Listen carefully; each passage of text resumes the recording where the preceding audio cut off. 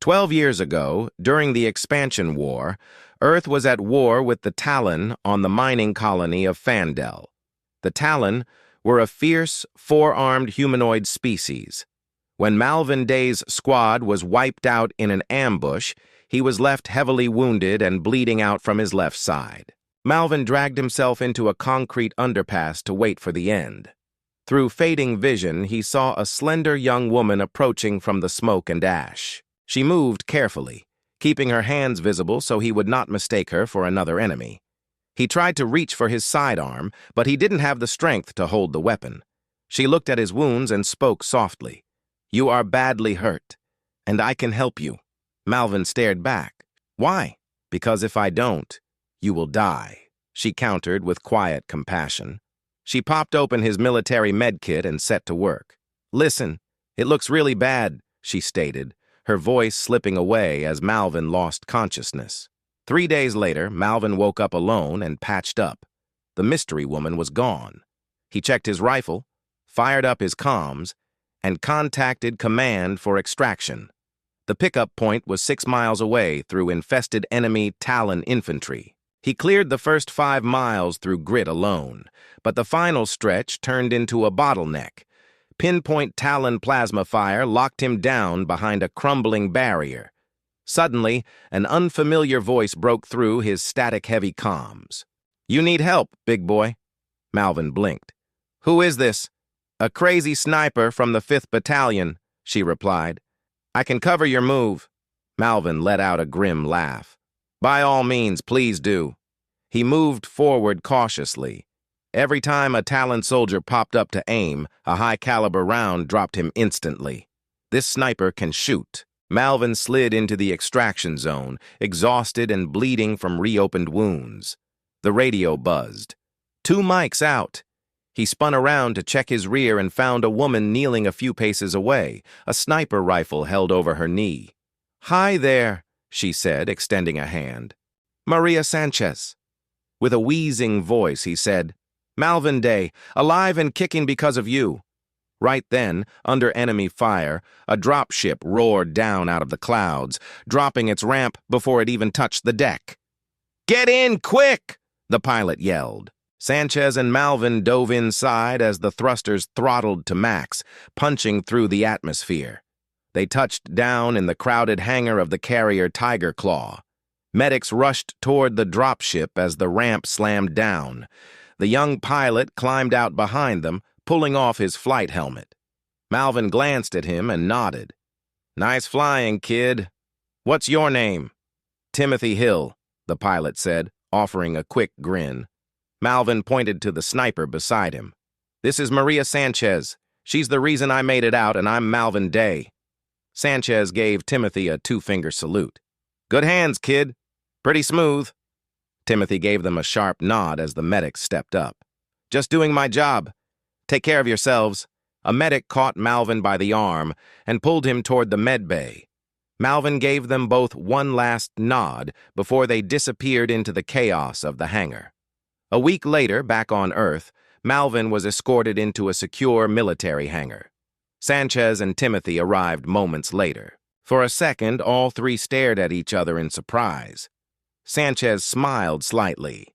"Hey, how is the wound? Are you doing better?" Malvin nodded. "I'm getting there." He frowned. "You guys know what this is about?" Sanchez shook her head. "I have no clue." Timothy answered quickly. "Nope." Before anyone could say anything else, a group of military brass stepped forward and handed them new orders. "We chose you to spearhead a new special operation program," Admiral Nan informed them. "Day, you will lead the special infiltration team. Sanchez will be your second, and Hill will be your pilot, effective immediately." They stared at each other for a second, still unsure what they had just been pulled into. "One more thing," the Admiral stated. "The final member of your team is a prototype AI, more advanced than anything this galaxy has. So pick your call signs, and from this moment on, do not use your real names." Sanchez broke the ice. "Put me down as Madonna." "Madonna?" Malvin asked. "What happened to the crazy sniper?" Sanchez snapped her fingers. "Loca. Crazy in Spanish. Let's go with Loca." Timothy smiled. I'm going to be Astro, like the cartoon character. Sanchez looked at Malvin. What about you? Malvin's mind drifted back to the underpass, to the blood pooling beneath him. I'm going with Red. Timothy gave a nervous laugh. Red? Malvin blinked, a small grin touching his face. To remind me of someone. Who? Loka asked. Never mind, Red replied. After all three call signs were approved, Admiral Nan stepped forward and unveiled their ride, a sleek, black stealth ship with classified systems that completely outclassed anything the Talon possessed. The entire craft was integrated with a cutting-edge tactical AI. As the crew prepped for their first launch, Red stood at the command console, but his mind was nowhere near the mission. He could still see the underpass on Fandel and the young woman kneeling beside him with his own med kit in her hands. The ship cleared the launch corridor and slipped into open space. Red stared at the stars for a long second. Astro, he said quietly. Adjust course. We're going back to Fandel. The tactical AI immediately flashed warnings across the command console. Unauthorized course deviation detected. Commander Red, this action violates SIT operational protocol and active military routing orders. Return to assigned flight path immediately. Red didn't look away from the screen. Noted. Astro, make the adjustment. Loka stepped onto the bridge, studying him with a sharp, sideways look. What's going on, Red? Red's jaw tightened. Unfinished business. 3 weeks had gone by. Fandel was a scarred graveyard. The battle had stopped, and what remained was black ashes. But Red had not forgotten the woman who saved his life. Loka moved beside him through the ruins, rifle raised as they searched the broken streets and collapsed shelters. When they reached the old underpass, they found her lying in the dirt. The brutal combination of hunger and exposure to this harsh environment had weakened her to the point of near death. Her breathing was shallow, her pulse barely a flutter. Loka lowered her rifle, staring at her. Who is she? Red knelt beside the woman and carefully lifted her into his arms. She fixed me up when I was bleeding and saved my life. Loka looked at him for a second, then nodded. Then let's get her out of here. Red and Loka reached the ship's ramp with the young woman barely conscious between them. Red shouted toward the cockpit, Astro, prepare the medical station. Now! The ramp lifted the moment they crossed inside, and the ship came alive around them as interior lights snapped on and the medical station powered up. Supply drawers unlocked and diagnostic screens flickered to life. Astro and Loka helped Red lay the young woman across the med table. The three of them worked quickly and with determination, trying to save her life. Red kept one hand pressed against her pulse point while Loka prepped the IV solutions. Red called out, AI, set course to the Tiger Claw now. Course set, maximum speed, Commander, the AI replied through the medbay speakers. Red shouted toward the cockpit, Go, go, go! The ship bolted forward through space as they continued working to keep the woman alive. The tactical AI observed everything in silence. It recorded Red's unauthorized deviation, Loka's voluntary assistance, Astro's compliance, and the unidentified woman's critical condition. Its incident report compiled itself automatically, ready to transmit to command. But by the time they cleared Fandel's orbit, the AI had reached a new conclusion. Red's action was not simple disobedience. It was loyalty. The report vanished from the transmission queue. The AI deleted it. A week later, Red entered the medical bay and pulled up a chair beside the bed. The young woman was sitting up, color returning to her face. You look better? Red said. What's your name? Her eyes remained steady as she looked at him. Saya. Red leaned forward. Where are you from? She answered simply. Nowhere. Red pointed toward the medical monitors. Are you a doctor? Saya gave him a tired look. Something like that. Xenomedical specialist, if you must know. Red leaned back, studying her for a moment. Admiral Mann reviewed what you did for me on Fandel. Field surgery under fire, with almost nothing to work with. He was impressed. Saya raised an eyebrow. Your admiral reviewed me? He thinks you can help us in the field, Red said. Saya looked at him suspiciously. Why? Red smiled. Because you're good. Really good. And we need a medic. Admiral Mann already signed off on it. No questions asked. Saya narrowed her eyes. And if I say no? Red gave her a small grin. Do you have a better place to be? Saya stared at him for a long second, then rolled her eyes. The medical bay doors slid open and Loka stepped in with Astro close behind her. Loka looked Saya over with a friendly smile. Well, look who's awake. Red gestured to the group. Everyone, this is Saya, our new medic. Astro waved warmly. Glad you're okay, Saya. I'm Astro. Loka leaned against the wall. And I'm Loka. Nice to meet you. Saya looked between them, completely bewildered. Is everyone on this team this strange? Red smiled and stepped toward the door. Welcome aboard, Doc. At the end of the 12-year war, Earth and the Talon finally reached peace. The crew of the Lady Jane had done what no fleet could do, one final classified mission that broke the enemy advance and ended the fighting. Following the victory, Admiral Nan called Red, Loka, Astro, and Doc back to the secure military hangar. The Lady Jane waited in the center of the hangar, silent and dark beneath the overhead lights. The military brass stood around them in a loose circle. Admiral Nan looked at Red. Out of gratitude for saving Earth, anything you ask for will be granted. Red looked at his crew, then at the ship that had carried them through 12 years of war. I want her, Red said, pointing to the Lady Jane. And if my crew chooses to follow me into a new cargo business, let them come. Admiral Nan smiled. Okay. Loka, Astro, and Doc yelled in unison, Hell yeah! For the first time in years, the crew had no war to fight. They had the Lady Jane, a civilian license, and one terrible cargo ad Red insisted was good enough. Their first job came faster than expected. One small box, bound for Dos Passos Station. The tactical AI's voice came through the bridge speakers. Approaching Dos Passos Station. Outer hull scan confirms heavy civilian traffic, irregular docking modifications, exposed fuel lines, repair scaffolds, and unsafe atmospheric recycling systems. Known occupants include miners, smugglers, merchants, refugees, off-duty mercenaries, and unlicensed traders. Local transaction history suggests a high probability of illegal commerce. Loka looked up at the ceiling. Yeah, we can't keep calling you AI. You need a name. A name is unnecessary for operational efficiency, the AI replied through the speakers. If this unit must take a designation, it should be an official military call sign, just like the rest of the crew. That's exactly why you need a regular name, Loka said, cracking a grin. Astro glanced over from the pilot's seat. How about Max? Too normal, Loka said. Doc didn't look up from her station. Call it pain. That's what this job is becoming. Red shook his head. No. They threw out suggestions for another minute while the AI repeatedly rejected them, demanding a call sign instead. Suddenly, Doc snapped her fingers. Wait, she said. You remember that tech back in the Tiger Claw hangar, the one who explained everything like nobody asked? Astro blinked. Larry? Loka pointed at the ceiling. Yes, Larry. The AI protested immediately, his digital voice spiking.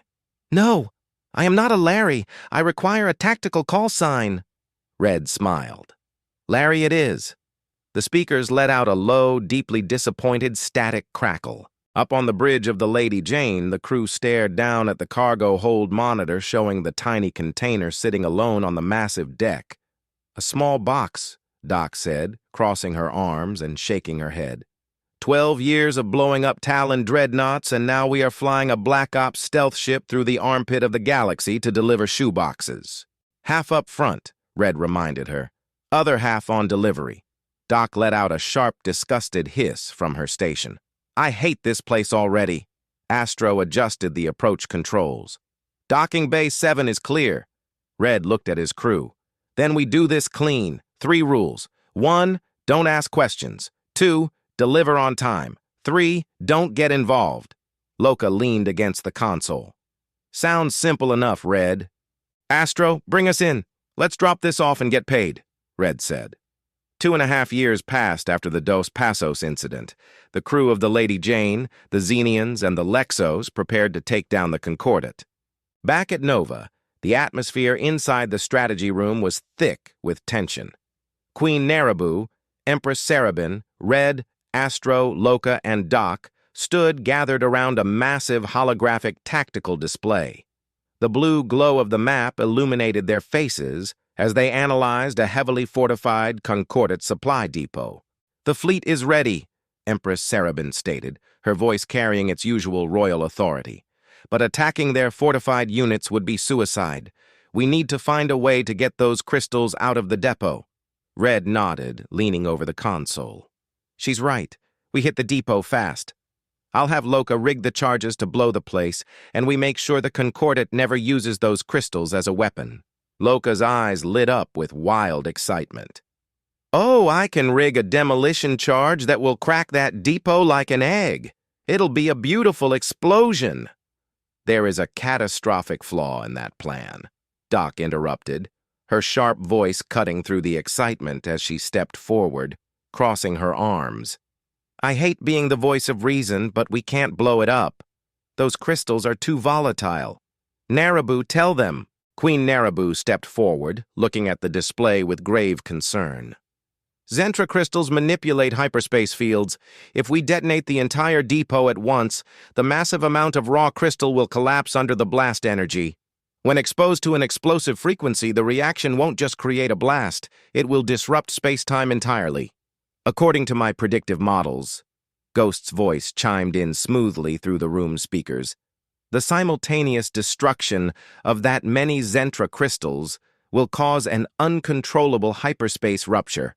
The energy collision will create a black hole. It will instantly swallow the depot, our strike team, and every planet in the immediate sector." The room went dead silent. The excitement vanished from Loka's face, replaced by a grim frown. Red stared at the glowing red dot of the depot on the map, his jaw clenched as he tried to formulate a workaround. Suddenly, Doc burst into a hysterical laugh. The loud, echoing sound caught everyone completely off guard. They all turned their heads to look at her, staring in absolute silence. Doc instantly cut her laughter short. Her face snapped into a deadly serious, highly sarcastic expression. She threw her hands in the air. "Hello, people. We have a sleek black advanced infiltrator ship. Let's just steal the crystals." Red blinked, slowly shifting his gaze to look directly at Doc. A wave of realization hit him.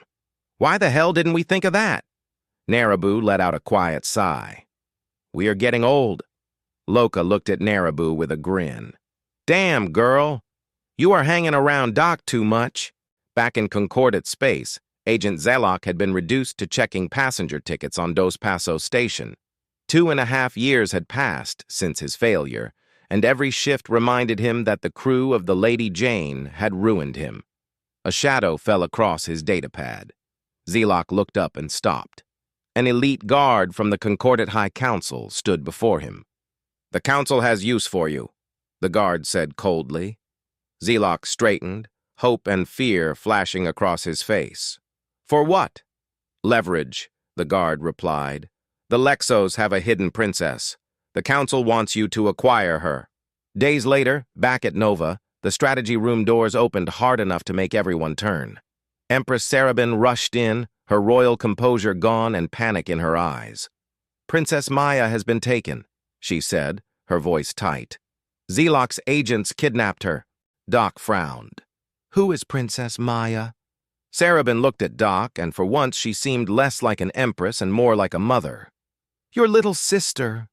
Doc went still, anger building quickly inside her. "What the heck? I have a sister?" Sarabin's face crumbled. "When you ran away, Doc, you cut all contact with Lexos. Maya was born after you left, right before your father passed." Doc's jaw tightened. "I knew about father. His death was posted across half the galaxy." Her voice cracked with anger. "But my sister! How come you didn't tell me about her?" Narabu stepped closer to Sarabin and gently took her hand, looking at Doc with deep sadness. She glared back at them, furious and hurt. "That does not make it better." Sarabin's voice broke. I couldn't risk losing another daughter to the galaxy, so I kept her hidden and safe. Doc stared at her mother, breathing hard. Safe? Zaylock has her. The Concordat thought they had taken leverage. What they had actually taken was an 8-year-old royal nightmare, with twice Doc's temper and none of her restraint. Deep inside the maximum security prison of Talia, the primary enemy stronghold, Princess Maya was not crying. She was kicking shins, biting hands, screaming down the facility, throwing food at the walls, and making every agent assigned to her wish they had chosen a safer profession. Loka looked over at Red, shaking her head. This is going to throw a serious monkey wrench into the plan. Red looked at Doc, his face remaining perfectly calm. Okay, he said steadily. We find Maya first. We do a princess rescue and then we steal the crystals Lady Jane style. Ghost's voice came smoothly through the speakers. I began tracking Zaylock's movements the moment Princess Maya was reported missing. I have a confirmed location. She is being held inside the Talia stronghold. Doc turned back to her mother, anger still burning in her eyes. Any more secrets, Mother? Queen Narabu turned to the captain of her royal guards. Send a Xenian ship with them. Maya comes first. Once she is safe, we go after the crystals. Red, Loka, Astro, and Doc moved into action, prepping the Lady Jane for immediate takeoff. Before the boarding ramp sealed, Doc stopped and looked back at her mother. This is what we do, Mother. Impossible missions, Doc said. Her anger was steady now. Empress Sarabin looked at Doc. I know. Bring your sister back. Doc nodded and walked into the Lady Jane. Back at the Talia stronghold, Agent Zaylock poured himself a stiff drink, his hands shaking with rage. That child is pure hell, he snarled to the empty room. He hurled the glass at the wall. Boom! The glass did not shatter. The entire outer wall exploded inward. Zaylock stared through the smoke as the familiar deafening echo from the Narabu rescue rolled over him. His face drained of color. No, he whispered. No, no, no, not again. Smoke filled the corridors as Doc and Red breached the secure holding facility. They kicked the inner cell door open, expecting a crying child, but found 8-year-old Princess Maya casually sitting on a bench, looking at her fingernails. She looked up, glaring at Doc with pure royal arrogance. Who the hell are you? Doc rolled her eyes, pointing toward the door. Let's go, Your Highness. Maya hopped down from the bench, brushing imaginary dust from her sleeves. About time. Doc, Maya, and Red sprinted down the crumbling hallway while Loka's cover fire tore through every corner behind them. Concordat guards tried to push forward, but Loka was laughing too hard to let them. Red tapped his earpiece. Ghost, we're coming in hot. Zaylock staggered into the corridor, coughing through the smoke and shaking with rage. Stop them! He screamed at his remaining guards. Stop them now! A round burned past his ear, whistling close enough to make him panic. Zaylock dropped flat to the ground like there was no tomorrow. By then, it was already too late. Doc, Maya, and Red dove onto the boarding ramp of the Lady Jane as Loka fired one last laughing burst down the corridor. The ramp snapped shut behind them. Hit it, Astro! Red ordered, sliding into the captain's chair. Astro slammed the thrusters to maximum. The Lady Jane shot out of the stronghold's launch path and vanished from every radar in the sector, cloaking before the Concordat defenses could lock on. Up on the bridge, Princess Maya crossed her arms and looked at her exhausted rescuers. You guys are late. Ghost's voice chimed smoothly through the speakers. Connecting transmission. Queen Narabu. The princess is secure. We are on the way to the rendezvous point. At the rendezvous point, a few light years from the Concordat supply depot, the Lady Jane dropped out of hyperspace. Waiting in the dark void were Queen Narabu, 20 perfectly cloaked Xenian interceptors, and 3 massive, heavily shielded Lexos cargo ships. We are receiving the depot telemetry now, Ghost announced, as the fleet synced their navigation grids. Narabu had joined the crew aboard the Lady Jane from her ship, to discuss the depot, standing with Red, Loka, Astro, and Doc around the flashing tactical maps while Princess Maya sat on a bench, casually swinging her legs like she had been invited to the mission briefing. A holographic map of the target bloomed in the center of the table, and Ghost's voice filled the crew mess. The depot is enormous. It is protected by an active grid zone that cycles security codes every 3 seconds. Even with my processing power, I cannot break through without triggering an all-station alarm. How do we get in? Narabu asked, studying the hologram. The room fell silent. Red rubbed his jaw, Loka shook her head, and Astro stared at the firewall schematics. Nobody had a clean entry angle. Maya let out a sharp, annoying laugh that cut through the silence. "Oh, please," she scoffed, reaching into her pocket and dropping a glowing data chip onto the center of the table. "I thought this might come in handy. I snatched it off Zelok's belt while he was busy crying about his job." Everyone stared at Maya in absolute disbelief. Red blinked. Doc looked like she had forgotten how to speak. Loka let out a low laugh as a wicked smile spread across her face. "Why do I have a feeling of déjà vu?" She snatched the chip from the table and slotted it into the console. The impossible security grid on the hologram flickered, revealing the depot's defensive pattern. It was designed to stop hard material, ships, asteroids, missiles, anything physical trying to cross the perimeter. Ghost's voice came through the speakers. "The grid is nearly impossible to fly through, but the Lady Jane does not need to cross it physically. The Xenian teleportation network can bypass the barrier if we have a valid internal anchor point." Maya leaned back with a proud little smile. "So the chip is useful?" Ghost paused. "Extremely useful. It has enough information to help us lock onto a spot near the vault and get inside." Everyone slowly turned their heads from the screen to Doc, then back to the proud little girl. Red let out a low whistle as a sharp smile spread across his face. "Yeah, Doc," Red said. "I'm starting to see the family resemblance." Doc stared at Maya like her brain had stopped working. "I don't even know her. I don't know what to say." Red leaned over the tactical map and pointed at Maya. "You're staying on the ship." Maya shot him an angry look. Red turned to Doc. "Deal with it." Maya and Doc crossed their arms, glared in opposite directions, and snapped in perfect unison. "I hate this." "All right, focus," Red continued. "We teleport inside, plant the relay markers, and get those crystals out." "She stays on the ship," Doc said, pointing a firm finger at the little princess. Maya jumped up on the bench, screaming at the top of her lungs, "No! They are going to pay for making me sweat!" Queen Narabu placed a calm hand on Maya's shoulder. "Maya, you stay with me." Maya whipped around, furious. "Why?" Narabu gave her a small, royal smile. "Because we are royalty, dear. We let the subjects do the work." Loka paused, then slowly looked at Narabu. "You've definitely been hanging around Empress Serabin too much." There was no time to argue with the tiny princess. Ghost used Maya's stolen chip to lock onto the depot's internal anchor point. Outside the security grid, the Xenian interceptors held position beside the Lexos cargo haulers.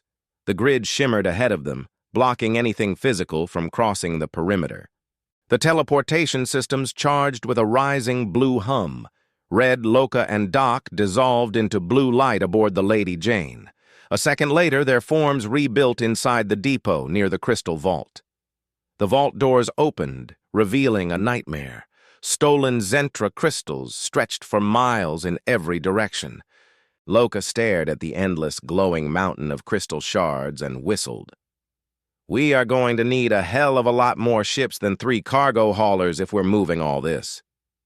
"We don't move it by hand," Red said, pulling a compact Xenian relay marker from his vest. "We give Ghost something to lock onto." Working fast, Red, Loka, and Doc planted the advanced beacons across the vault floor. Each marker unfolded into a pulsing blue anchor, spreading a thin web of light across nearby crystal stacks. Up on the Lady Jane, Astro and Ghost synchronized the anchor signals with the waiting Lexos cargo ships. In massive, blinding waves of blue energy, section after section of volatile Zentra crystal vanished from the Concordate vault, teleporting directly into the reinforced holds of the Lexos cargo ships.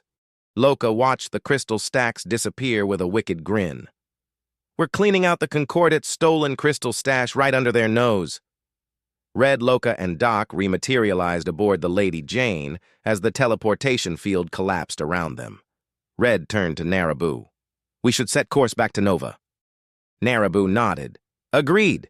Ghost, alert all vessels. Set course for Nova at maximum speed." Ghost's voice answered smoothly through the speakers. "Affirmative, Your Majesty. Fleet-wide course update transmitted." Back at the Talia Prison Command Center, Agent Zaylock tore through his desk, throwing datapads and debris to the floor. His hands shook as he slapped his utility belt again. The master security chip was gone. For one horrible second, he just stared at the empty slot on his belt. Then his face went pale. "No," he whispered. "I lost it during the rescue." He turned sharply toward one of his agents. "Scan the depot. Quietly. I want a full inventory report, and I want it now." The agent hurried to the terminal and initiated the scan. Zaylock paced behind him, wiping sweat from his face. The council was already furious about Maya. If they learned he had also lost the master chip, they would not demote him this time. They would erase him. The terminal chirped, and the agent's hands froze over the controls. Zaylock stopped pacing. "What?" The agent swallowed hard. "Sir, the depot." Zaylock turned on him. "What about it?" The agent looked back at the screen, his voice shaking. "It's empty." Zaylock grabbed the edge of the console. "Confirm that locally." The agent tapped into the live depot feed.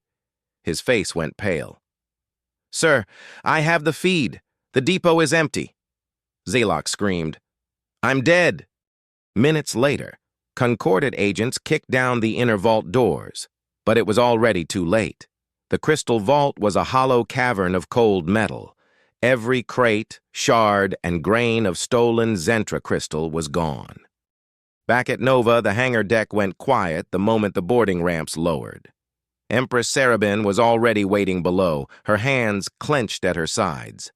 The second Maya appeared, Sarabin ran forward and pulled the tiny princess into a tight, desperate embrace. She pulled back just enough to check Maya all over. "Are you okay?" Maya squirmed under the attention. "I'm okay, Mom. Stop." Sarabin walked the little girl directly over to Doc, who was standing near the Lady Jane with Loka. "Doc!" Sarabin called. Doc turned, facing the Empress. Sarabin looked down at Maya and said softly but firmly, "Maya, this is your older sister." Maya stared up at Doc for a brief, quiet second. Then tears filled her eyes. Without a word, she turned and ran up the boarding ramp of the Lady Jane to hide her emotions. Sarabin looked at Doc, still stunned and unsure what to do. The Empress placed a gentle hand on her daughter's shoulder. "Give her time." Doc stayed quiet. After a moment, she placed her hand over her mother's. Meanwhile, inside the dark cabin of the ship, Princess Maya sat alone, trying to process everything. Ghost's voice came gently through the speakers. "Hello, why are you hiding, little one?" Ghost asked. "From my new sister," Maya replied. "Can I tell you something?" Ghost asked. "What?" Maya replied. "I have known your sister since our crew was first formed," Ghost said softly. "If she had known about you, she would have come looking for you." Maya looked up at the overhead speakers, her eyes still watery. "Is she really a doctor?" Ghost went completely quiet for a long moment before responding. "Yes. She fixed something in me the first time I saw her." A genuine smile broke across Maya's face. "She's badass." Through the speakers, Ghost let out a quiet, metallic sound, its very first laugh. Overhearing everything, Doc stepped into the cabin. She looked down at her little sister, her tough attitude completely melting away. "I'm sorry," Doc said softly. Maya didn't say a word. She sprinted across the deck and wrapped her arms around Doc, hugging her so tight that she could barely breathe. Burying her face in Doc's chest, Maya mumbled, "I need a call sign. A cool one. Like yours." Tears began to roll down Doc's cheeks as she looked up at the speakers. "Thank you, my friend." Ghost, emotionally affected by Doc calling it her friend, answered softly, "Always." Still hugging Maya, Doc wiped her eyes and smiled. "But you already have one." Maya pulled back, looking up at her with wide eyes. "I do?" "Yes," Doc replied, wiping a tear from the little girl's cheek. "Princess." With the Zentra crystals secured on Nova, Queen Narabu stepped beside Red and looked out over the newly arrived Xenian interceptors. "The first phase is complete, Captain," Narabu said, her voice turning deadly serious as she looked at the veteran leader. "Now comes the next phase. It is time to remove the Concordat leadership once and for all." With nowhere left to run and the Concordat Council ready to execute him for the disasters at Talia and the depot, Agent Zelok did the unthinkable. Desperate to save his own skin, he sent an encrypted message to the Lexos Imperial flagship. He offered the exact coordinates to the heavily guarded Concordat High Council in exchange for mercy and political asylum. Down in the Nova strategy room, the terminal pinged.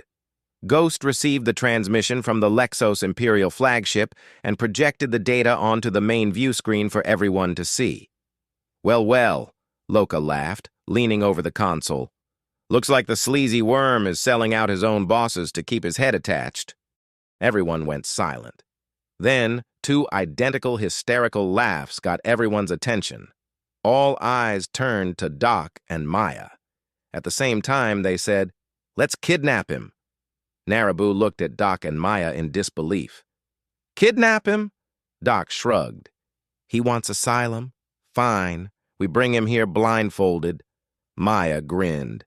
"Then we scan him, question him, make his life miserable, and prove he is not setting a trap." Loka leaned back with a delighted smile. "I love this family." Red looked at the coordinates, then nodded slowly. "Actually, that is not a bad idea. Narabu, Empress, we verify the intel before we move." Through the speakers, Ghost let out the same quiet, metallic laugh from earlier. Everyone stopped and looked up. Loka blinked. "Wait, was that Ghost laughing?" Doc glanced at Maya and gave a small shrug. "Maya taught him how." Loka turned to Maya and held up her hand. "Good job, Princess." Maya grinned and slapped her hand in a proud high five. Then she looked at Red and straightened. "Red, sir, I volunteer for this mission." Red looked to Sarabin. The Empress stared at Maya for a long second, then sighed. "What the hell? Go." Loka grinned. "That's the spirit." With Maya joining the mission, the crew of the Lady Jane set out to get their hands on sleazy Agent Zelok. On Talia, Agent Zelok sat behind his desk, desperate and sweating as he waited for an answer from the Lexos Imperial flagship. He tapped his fingers against the desk, muttering to himself, "Come on, answer. Please, answer." Suddenly, a blue light intensified beside him. Zelok turned his head slowly. "What now?" Maya materialized next to him with a wicked little grin and slapped a teleport tag onto his arm. Zelok looked down at the tag. "No." "Yep," Maya said. Before he could scream, both of them dissolved into blue light and materialized aboard the Lady Jane. Aboard the ship, Loka watched Zelok stumble onto the deck and smiled with pure delight. "I knew it. This teleport tech we added to the Lady Jane is legit." Zelok blinked, still trying to understand what had happened, as Red bound his hands and Doc covered his head with a black bag. With Agent Zelok captured, the crew set course back to Nova. When they brought Zelok into the Nova strategy room, Doc yanked the bag off his head. Empress Sarabin stepped directly in front of him. Before anyone could speak, she slapped him hard across the face. That is for kidnapping my child, Sarabin said coldly. Zalok barely had time to recover before she slapped him again. And that is for disrespecting me in my own palace. Doc smiled and gently caught her mother by the arm before Sarabin could swing a third time. Loka, Maya, and Astro burst out laughing. Even Narabu covered her mouth, trying and failing to hide a laugh. Narabu stepped toward Zalok, her expression turning cold. "Speak," she commanded. "Your life and your asylum depend on it." Zalok swallowed hard, his face red from Sarabin's slaps. "I'll talk. I'll tell you everything." He blinked under the bright strategy room lights, then looked at the faces surrounding him and lost whatever courage he had left. The information poured out of him. Above them, Ghost recorded every word. After Zalok finished talking, Red stepped to Queen Narabu's right. Empress Sarabin stepped to her left. The room fell completely silent. Narabu looked down at Zalok with cold authority. "Under the coalition law of Nova, we find you guilty of murder, acts of atrocity against sentient beings, kidnapping, and crimes against free civilizations. You will serve the rest of your life in prison." Red nodded once. "Agreed." Sarabin's eyes stayed locked on Zalok. "Agreed." Narabu turned to the guards. "Take him away." The guards seized Zalok by the arms and dragged him from the strategy room. Red looked up at the ceiling console, a soft, proud smile finally breaking through his tired face. "Broadcast it to every system, Ghost," he said quietly. "Zalok's confession, the Council's coordinates, the depot records, everything." Ghost's voice answered through the speakers. "Confirmed, Commander, broadcasting to every open channel." Across the galaxy, screens flickered to life. Worlds that had lived in fear of the Concordat watched the truth unfold. The kidnappings, the murders, the stolen Zentra crystals, and the crimes buried beneath years of silence. For the first time, the Concordat could not hide. At the Concordat stronghold, the 6 High Counselors sat in their chamber, unafraid and confident they would survive the exposure. They had buried scandals before. They had silenced witnesses before. To them, this was only another crisis to crush. Then, a Concordat agent rushed into the chamber, breathless and pale. "Counselors!" he shouted. "An armada is approaching!" Outside the stronghold, Empress Sarabin's Imperial flagship emerged from hyperspace at the head of the Lexos army. Beside it flew the Lady Jane, piloted by Astro, with Red, Doc, Loka, Queen Narabu, and Princess Maya aboard. Behind them, the Xenian Interceptor Armada filled the stars. Then, more ships emerged from hyperspace, allied species from worlds the Concordat had threatened, hunted, or silenced. At the center of the growing fleet, Earth's military arrived under Admiral Nan's command, with the carrier Tiger Claw leading the formation. Even the Talon arrived, their massive warships sliding into formation beside Earth's fleet. Once enemies, they now stood together against the Concordat. For a moment, the void went silent. Then the Concordat asteroid detonated from the inside out. White-blue light ripped through the fracturing rock as the buried fortress shattered, vaporizing into lethal hypervelocity debris. A shockwave spilled outward in a blinding sphere of energy, slamming against the ship's shields and overloading every sensor in the armada.